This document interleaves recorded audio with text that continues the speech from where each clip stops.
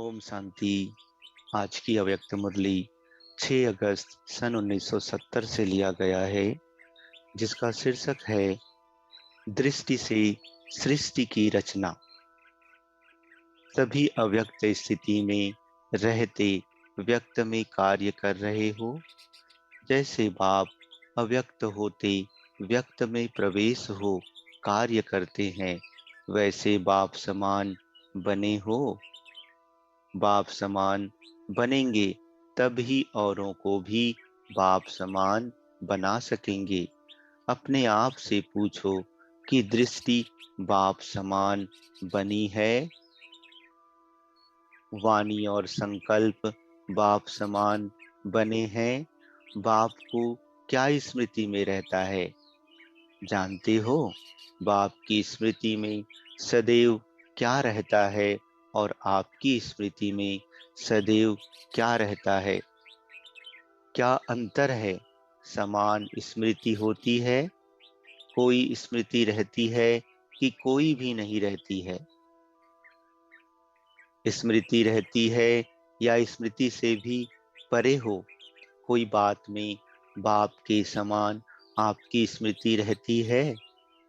बच्चे कहते नहीं। बाप दादा कहते अंत तक स्मृति में समानता आ जाएगी। बच्चे कहते नंबरवार। बाप दादा कहते फर्स्ट बच्चे और बाप में फर्क रहेगा, बाप दादा में फर्क रहेगा, समानता आ जाएगी।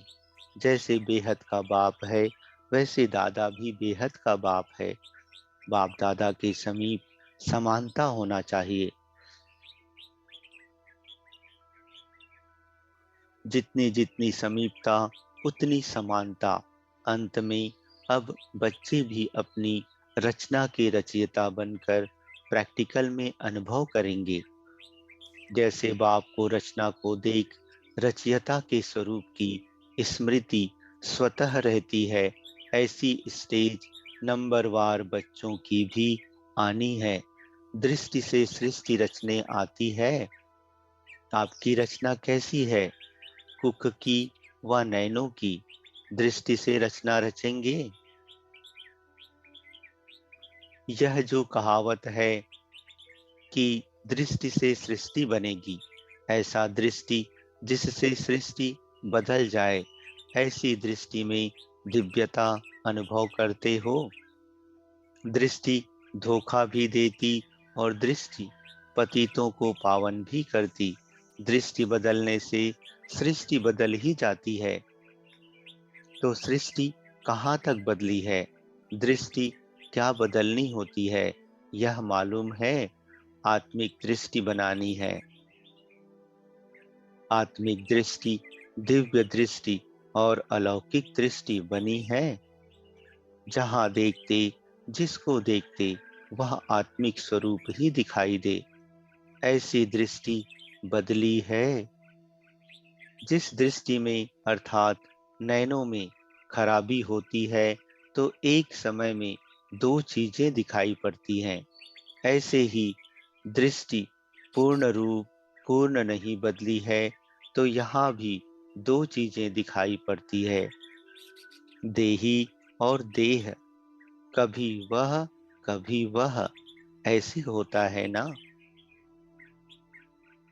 कभी देह को देखते हैं, कभी देही को। जब नैन ठीक होते हैं तो जो चीज जैसी होती है वैसी ही यथार्थ रूप में दिखाई पड़ता है। ऐसे ही यह दृष्टि भी जब बदल जाती है तो जो यथार्थ रूप है वह दिखाई पड़ता है। यथार्थ रूप है देही, न कि देह। जो यथार्थ रूप है वह दिखाई दे, इससे समझो कि दृष्टि ठीक है। दृष्टि के ऊपर बहुत ध्यान रखना है। दृष्टि बदल गई तो कब धोखा नहीं देगी। साक्षात्कार दृष्टि से ही करेंगे और एक एक की दृष्टि में अपने यथार्थ रूप और यथार्थ घर तथा यथार्थ राजधानी देखेंगे। इतनी दृष्टि में पावर है। अगर यथार्थ दृष्टि है तो सदैव अपने को चेक करो कि अभी कोई भी सामने आए तो मेरी दृष्टि द्वारा क्या साक्षात्कार करेंगे। जो आपकी वृत्ति में होगा वैसा अन्य आपकी दृष्टि से देखेंगे। अगर वृत्ति देह अभिमान की है, चंचल है, तो आपकी दृष्टि से साक्षात्कार भी ऐसे ही होगा। औरों की भी दृष्टि वृत्ति चंचल होगी, यथार्थ साक्षात्कार कर नहीं सकेंगे। यह समझते हो? इन्हों की ट्रेनिंग है ना। इस ग्रुप के लिए मुख्य विषय है अपनी वृत्ति के सुधार से अपनी दृष्टि को दिव्य बनाना। कहाँ तक बनी है, नहीं बनी तो क्यों नहीं बनी है, इस पर इन्हों को स्पष्ट समझाना। सृष्टि ना बदलने का कारण है दृष्टि का ना बदलना। दृष्टि ना बदलने का कारण है वृत्ति का ना बदलना। दृष्टि बदल जाए तो सृष्टि भी बदल जाए। आजकल सभी बच्चों के प्रति विशेष इशारा बाप दादा का यही है कि अपनी दृष्टि को बदलो, साक्षात्कार मूर्त बनो। देखने वाले ऐसे अनुभव करें कि यह नैन नहीं, लेकिन यह एक जादू की डिब्बियां हैं। जैसे जादू की डिब्बी में भिन्न भिन्न नजारे देखते हैं, वैसे आपके नैनों में दिव्य रंगत देखें। नैन साक्षात्कार के साधन बन जाएं। यह ग्रुप मालूम है कौन सा ग्रुप है? इनमें विशेषता क्या है? सारे विश्व के अंदर विशेष आत्माएं हो। ऐसे तो नहीं समझते कि हम साधारण हैं। ऐसे कभी नहीं समझना। सारे विश्व के अंदर विशेष आत्माएं कौन है? अगर आप विशेष आत्माएं ना होती तो बाप ने अपना क्यों बनाया? अपने को विशेष आत्मा समझने से विशेषता आएगी।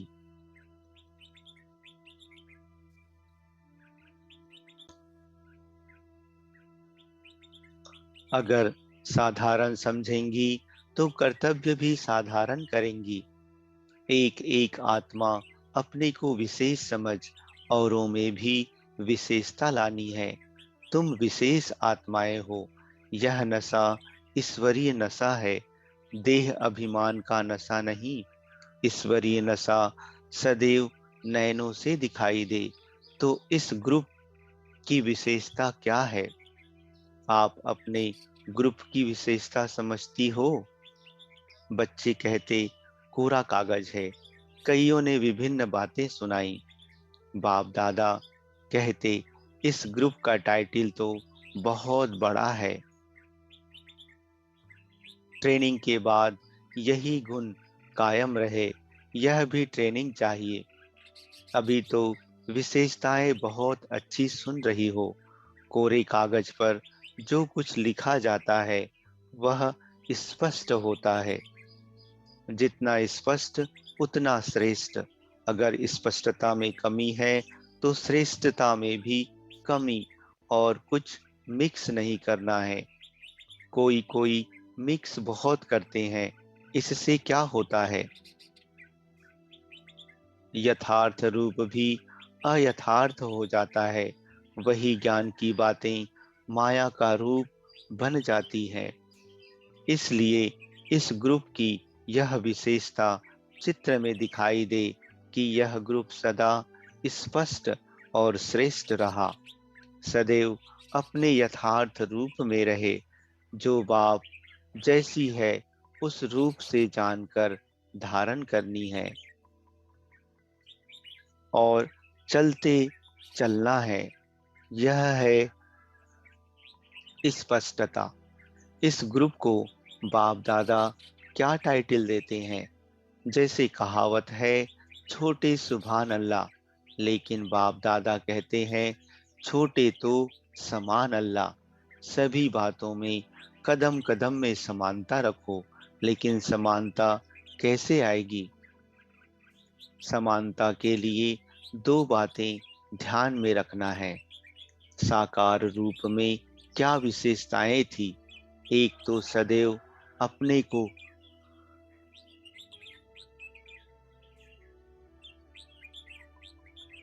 आधार मूर्त समझो, सारे विश्व के आधार मूर्त। इससे क्या होगा कि जो भी कर्म करेंगे जिम्मेवारी से करेंगे, अलबेलापन नहीं रहेगा।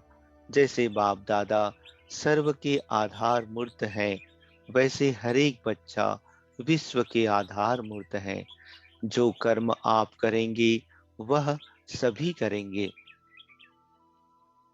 संगम पर जो रस्म चलती है, भक्ति मार्ग में बदल कर चलती है। सारे विश्व के आप आधार मूर्त हो। हर एक को अपने को आधार मूर्त समझना है और दूसरा उद्धार मूर्त बनना है। जितना आप उद्धार करेंगे उतना औरों को भी उद्धार कर सकेंगे। जितना औरों का उद्धार करेंगे उतना अपना भी उद्धार करेंगे। अपना उद्धार नहीं करेंगे तो औरों का कैसे करेंगे? औरों का उद्धार तब करेंगे जब उद्धार मूर्त बनेंगे। छोटे होते भी कर्तव्य बाप के समान करना है। यह याद रखने से समानता आएगी। फिर जो इस ग्रुप का टाइटल छोटा बाप समान, वह प्रत्यक्ष दिखाई पड़ेगा। यह भूलना नहीं। अच्छा, अब क्या करना है? बच्चे कहते टीका लगाना है। बाप दादा कहते यह टीका भी साधारण टीका नहीं है। टीका किस लिए लगाते हैं मालूम है? टीका सौभाग्य की निशानी है।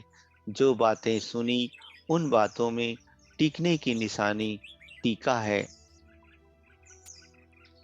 टीका भी मस्तक में टिक जाता है तो बुद्धि में यह बातें टिक जाएं, इसलिए यह टीका दिया जाता है।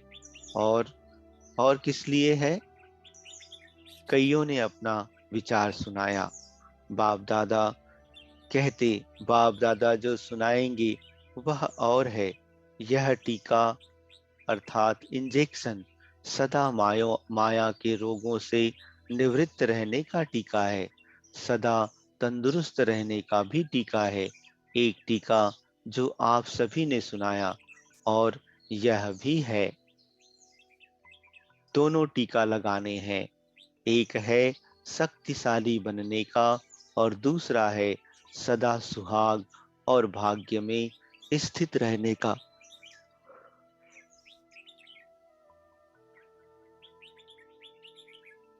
दोनों टीका बाप दादा लगाते हैं। निशानी एक, राज दो है। निशानी तो स्थूल होती है लेकिन राज दो है। इसलिए ऐसे तिलक नहीं लगाना। तिलक लगाना अर्थात सदा काल के लिए प्रतिज्ञा करना। यह टीका एक प्रतिज्ञा की निशानी है। सदैव हर बात में पास विद ऑनर बनेंगे। इस प्रतिज्ञा का यह तिलक है। इतनी हिम्मत है? पास नहीं बल्कि pass with honour. Pass with honour और पास में क्या फर्क है? पास विद ऑनर अर्थात मन में भी संकल्पों से सजा ना खाएं। धर्मराज की सजाओं की तो बात पीछे है, परंतु अपने संकल्पों की भी उलझन अथवा सजाओं से परे, इसको कहते हैं पास विद ऑनर।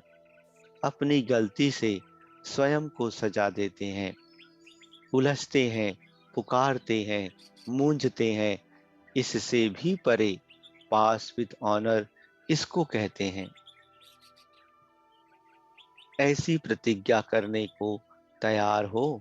संकल्पों में भी ना उलझें। वाणी, कर्म, संबंध संपर्क की बात छोड़ दो, वह तो मोटी बात है। ऐसी प्रतिज्ञा वाला ग्रुप है, हिम्मतवान है। हिम्मत कायम रहेगी तो सर्व मददगार पत्ते रहेंगे। सहयोगी बनेंगे तो स्नेह मिलता रहेगा। जैसे वृक्ष में जो कोमल और छोटे पत्ते निकलते हैं, वह बहुत प्रिय लगते हैं। लेकिन चिड़िया भी कोमल पत्तों को ही खाती है। सिर्फ प्यारे रहना किसके? बाप दादा के, ना कि माया रूपी चिड़िया के। तो यह भी कोमल पत्ते हैं। कोमल पत्तों को कमाल करनी है। क्या कमाल करनी है? अपने ईश्वरीय चरित्र के ऊपर सर्व को आकर्षित करना है। अपने ऊपर नहीं, चरित्र के ऊपर। इस ग्रुप के ऊपर पूरा ध्यान है। इस ग्रुप को अपने ऊपर भी इतना ही ध्यान रखना है।